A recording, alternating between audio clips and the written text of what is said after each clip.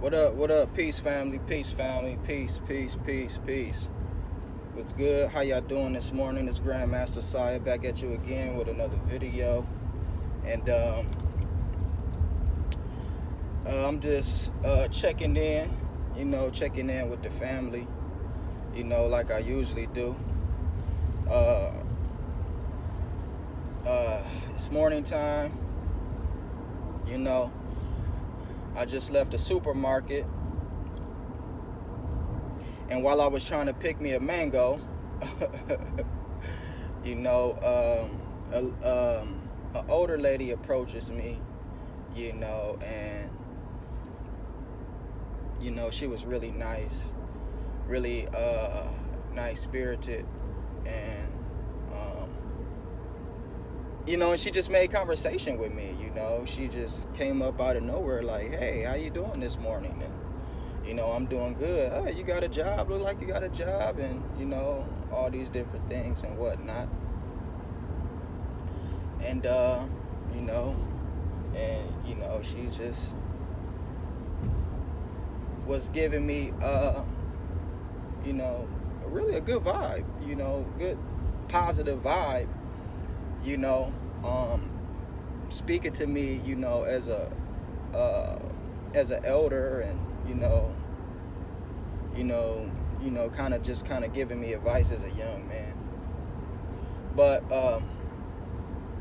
what kind of influenced this video is that I kind of as the conversation ended, it's like, all right, thank you, goodbye, and she says, all right, well, she said, yeah, she's like, Jesus love you in the name of Jesus, and she hits me with that.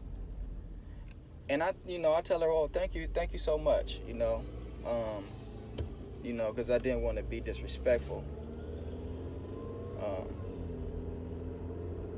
And I came a long way, because in my younger stage of I guess what you could say consciousness, I kind of would have rebelled. I would have said, hey, ma'am, that's not my religion. I would have went into a spill on her. I would have went into a spill on her. And I grew up from that. I understand that she don't mean any harm. I understand that black people don't know any better. I understand that people don't study. I understand that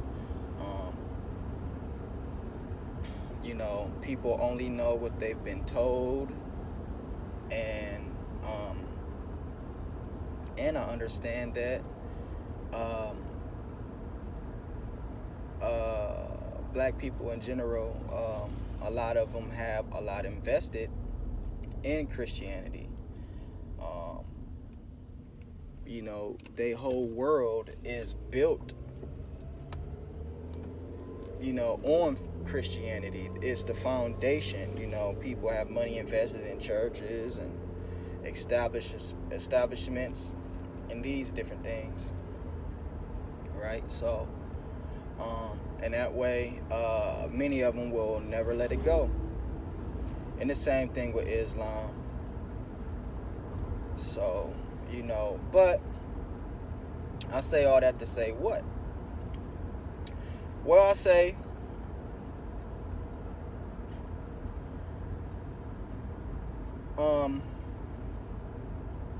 in what way, or if is it possible to begin, or to get people to begin to study history, to begin to study certain time frames, to give people a more insight on what it is that they're claiming to be their religion. Because me personally, I personally feel that The Jesus story is it's an occult story.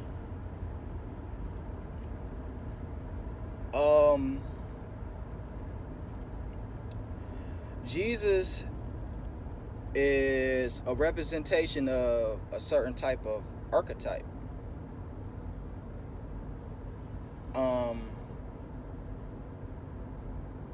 You know, of the person or the magician or the sage or the revolutionary, you know, somebody who's ascended to that level of consciousness and that level of gnosis, and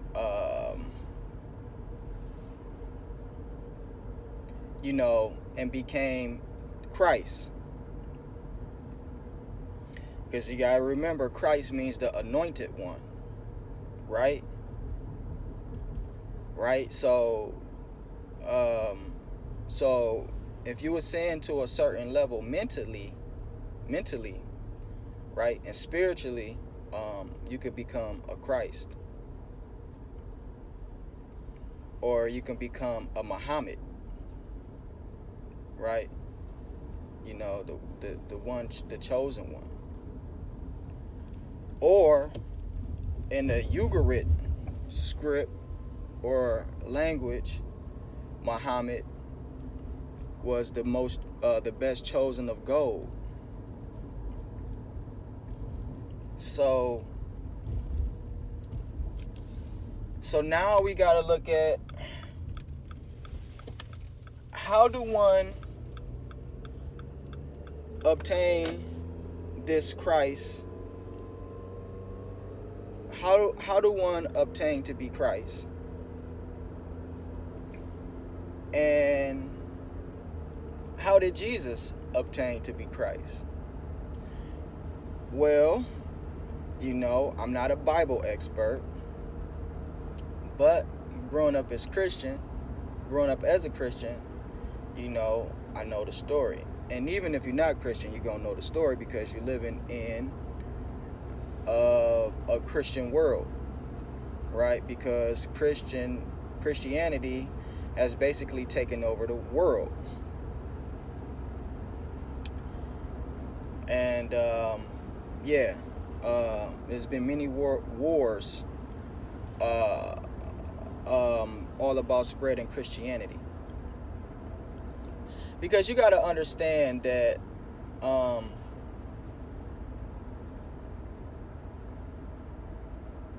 people rule from the seat of religion. Okay? I mean, you know, that's what the whole beef of these religions are. You know, the person who controls the religion is the ruler. Okay? And the people who believe in the religion is ruled by the people who control the religion. I mean, these books just don't float out of the sky. Somebody's writing them, you know, just like laws. You know, somebody's writing the laws. Laws just don't float out of the sky. I mean, you know, the laws is being issued, and once it's issued and stamped and made certified, then that's the law, and you have to follow it. So, if you look at the story of Jesus, right, and from what I know and I can remember, because like I said, I'm not a Bible expert, but I do know two things. I know that he was learned in all the ways of the Egyptians, and I know that he was taught by Malachi Sadok, or what they call Melchizedek.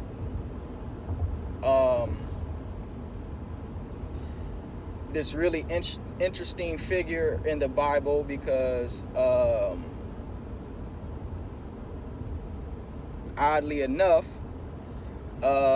he taught everybody in the Bible, all the major figures in the Bible, Melchizedek or Malachi Sadok or Sadiq, okay, the Prince of Righteousness or the King of Righteousness or the Angel of Righteousness, from Salim, from the City of Peace.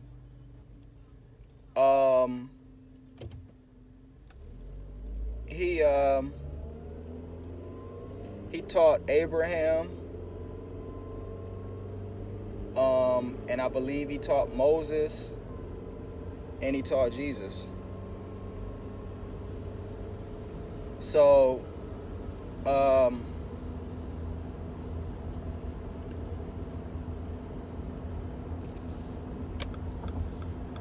but if you look in the Jesus story,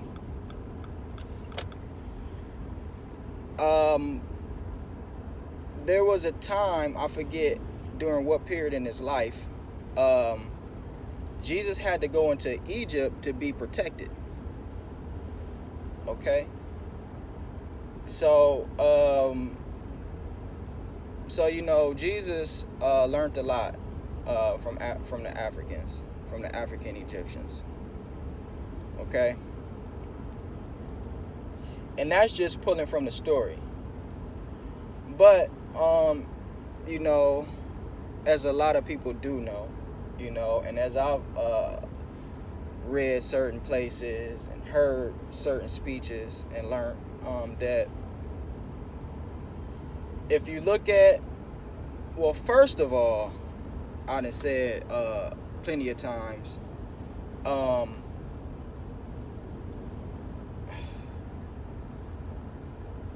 Christianity is a remix or a continuation of a tried version of Egyptian spirituality. If you look at the Osirian drama, what they call the Osirian drama,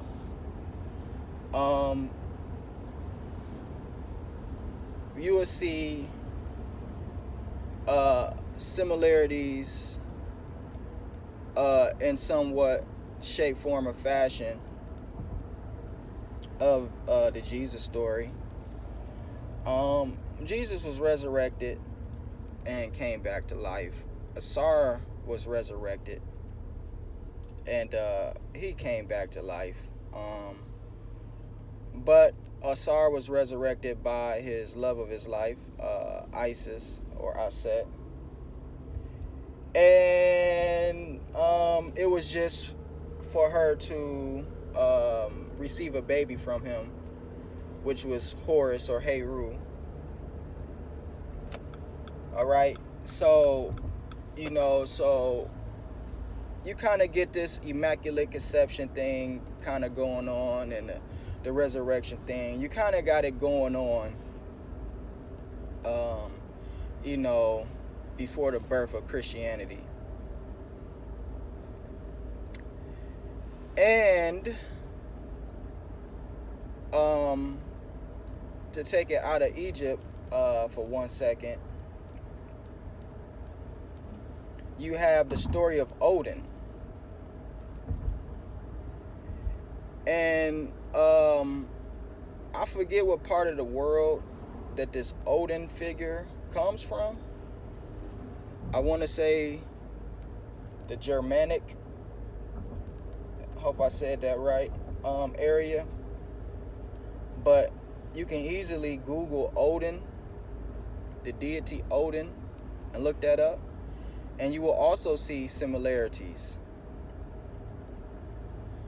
of the Christ, of the Jesus Christ figure with the Odin, because Odin, I believe, not crucified, but something with a tree. But he was pierced in the side, though. Odin was pierced in the side. I think some birds came and did something to him also. But if my memory serves me correct,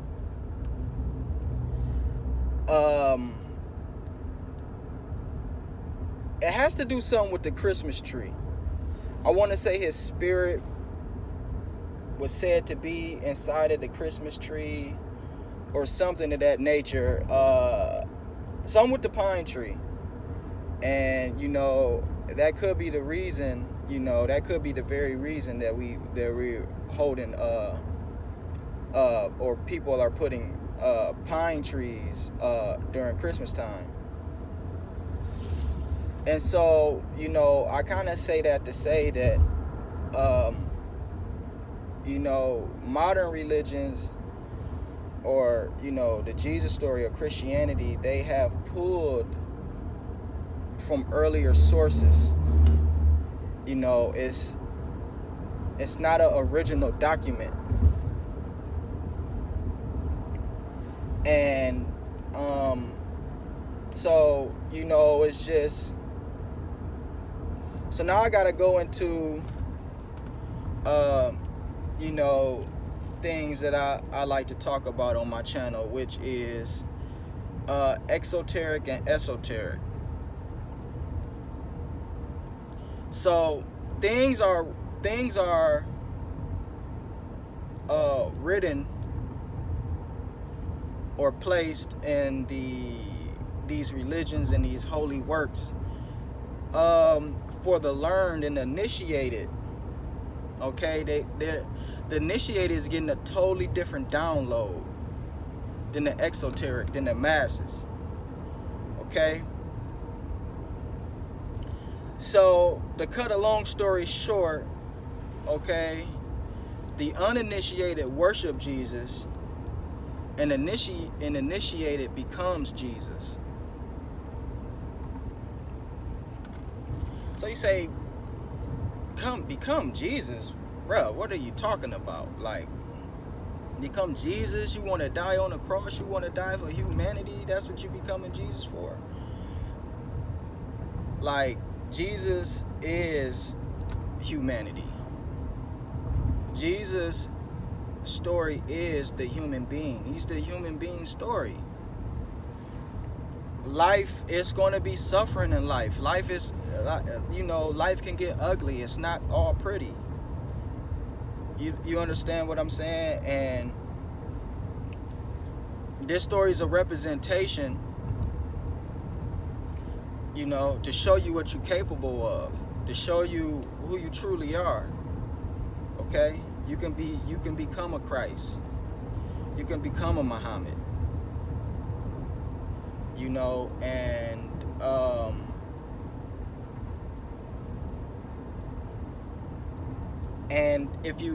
I talked about this a lot in my channels. So you have to get a little scholarly, and you have to put some research in. You gotta put some work in if you really want to know the truth. Instead of what Reverend Fatback is telling you, you know, you need to put some work in. You need to read and you need to study, because if you look in the early times of Christianity, the early times, the early Greek era, baby. If you search them documents, read all that. Read all that. Read all of them Greek scholars, all them names that I can't pronounce. All of them guys. This is what I want y'all to do. If somebody is coming across this video, and if you are a Christian and you believe in Jesus Christ, listen. I heard a lot of my elders say they don't want to take no religion and no faith from anybody. And that's all cool and everything. I'm not either. I'm just saying, There's stuff out there that you can look at. If you want to be intelligent, if you are an intelligent person, okay? If you are an intelligent person, I want you to read the works, Greek works, from 300 BC to 300 AD.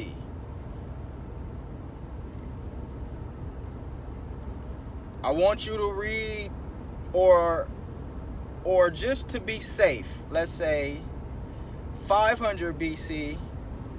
No, should be 300 BC. Anywhere from 5 to 300 BC to 5 to 300 AD. And this is during the time frame that Jesus is supposed to be born, and all of this is supposed to happen.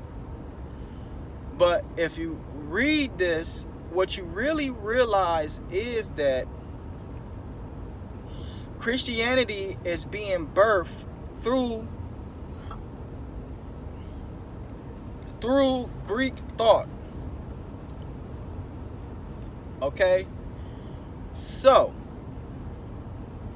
if you want to get the download, if you don't know the full download on the how the Greeks learned and sat at the feet of the ancient Egyptians, you could go get the book Stolen Legacy. All right? Now, another good author to show you how the Greeks basically was fumbling the Jews that they was getting, and didn't have the capability to fully understand the knowledge of the ancient Egyptians. You can read R.A. Swaller de Lupus. And what I find in his works is he talk about the downfall of the mindset which takes place once the Greeks arrive and rational thought began. Because before rational thought, it was gnosis, inner knowing, knowledge, something that didn't have to be explained, things that you just know and you do because you know. You don't have to rationalize and dissect it and break it down. And you understand what I'm saying? Like, it's kind of like the saying, what's known don't have to be said. Okay, so it was a symbolic and an inner knowing. You understand what I'm saying? Like, you know, but I'm still reading Swaller de Lupus, so I don't want to, you know, act like I can just go into that pocket and really unfold that, you know, the way I would like to. But yeah, so you can go that way and you can check that out. But if you you know, read these early Greek works around the time that Christianity was being formed, what you will realize is that there was a lot of conflict and being made, a lot of conflict with the making of the new religion, because this religion is being formed because the old way has been shut down, which is the ancient Egyptian spiritual system, which was basically a holistic approach of basically, I can't find the word I want to say, but basically being thankful for nature, okay, and recognizing the elements that sustain life, and also recognizing the elements that sustain life, and also recognizing that these elements came from an all-knowing entity, okay, that created everything. I mean, it's all in their writings and works that the ancient Egyptians left behind. And this is where you get your modern day religions. I mean, the weighing of the heart ceremony, you know, the 42 laws of Mayat, you know, the Egyptian book of coming forth by day, you know, of, you know, God in the spirit, you know, to make it to Ra, I believe, you know. So but I say all that to say is that if you read these early writings, these early Greek writings, you will honestly see that this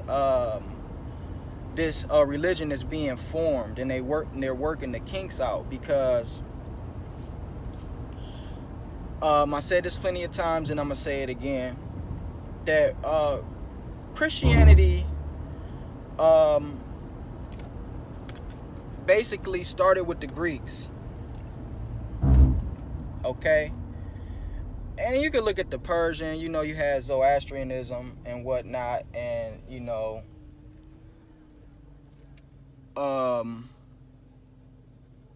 where it was, you know, it was a, you know, kind of a God and devil type of thing, you know.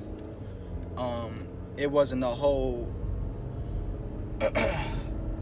lot. It wasn't, you know, like the traditional Egyptian religion, where they had the elements, you know, the elements at work, you know, the divine principles. You know, this was just I believe they had, you know, the God of light and the God of darkness. You understand what I'm saying? So it wasn't technical. You know, the Egyptian religion, it was a science. It was very technical. You know, it was complex. It was a complex spiritual science. It was the highest science known to man, you know, till this day, to be totally honest with you. So, but if you read these early Greek works, you will see that this religion is being formed, okay, and it's being made to what it is today. And the Greeks, the concept of Jesus originated with the Greeks, and they was Gnostics, okay, and these were Greeks who were just coming off of the Serapis thing, because when the Greeks came in and, you know, took power from the Persians in Egypt, you know, they created a deity for themselves with help from the ancient Egyptian priests, which was Serapis, and this was the first image, basically of a white man as a deity, which was the Serapis. And the Serapis thing later was formed into Gnostic to the Gnostic religion, and this is where you see the beginning of Christ and Jesus, okay? But you got to understand that in the early beginning stages of Christianity, you had many different forms of it. You know, it wasn't one thing. It only became one thing through the Roman Catholic Church, when they came over and took power and made it one thing. You know, other than that, you know, people just follow certain teachers, and it was like different camps. You know what I mean? Different camps behind different religious scholars. You see, and, you know, these religious scholars and these philosophers, they all had their own works and what they believed about the Trinity, about the Trinity and all these little different things. But that's where the main conflict came in, was through the Trinity. Through the Trinity and through the life of Jesus. Was he a physical being? Was he God in the flesh? And all of these different things. They had conflicts of this. And, I kind of say all that to say that, people really need to study and really, like, if you're going to believe in something, you should really study it. Once I got wind of this stuff, years ago, I was smart enough to say, what, I got to look into this. And it really, really took years for me to really get a good understanding, of it, and realize, what was taking place. You understand what I'm saying? So, I know that a lot of black people's gonna worship Jesus forever. And it really makes no difference for me. But the unique thing about black people and with Jesus is that, and I say all that to say this, is that they throw Jesus on you. You know what I'm saying? They like use Jesus like as a form of black magic. Like, they throw Jesus on you. You know what I'm saying? Like, black people, they made back black people think Jesus is a power piece. They think Jesus is a power piece that they can use on people, and maybe that power comes from the Inquisitions, when people was getting burned at the stake, for not believing in Jesus, and all the people that died in the name of Jesus, all the millions of people that died and suffered and was tortured because they wouldn't accept a white Jesus and a white spiritual system, because they wanted to keep their traditional and sacred and ancestral spiritual systems that's been in their family and in their generations for millions of years probably. You understand what I'm saying? So yeah, millions of people died because they wasn't accepting a white Jesus. Millions of people have died. Millions of people have been tortured. Millions of people have been tortured in the name of religion, in the name of Christianity, and in the name of Jesus. You understand what I'm saying? So maybe that's where that power, maybe that's where all of that energy comes from, when black people feel that power in the name of Jesus, the way they can throw Jesus on you like that. Maybe it's from all that blood and all that sacrifice from all the millions of people who died and suffered from this man-made deity. Okay, because you got to understand that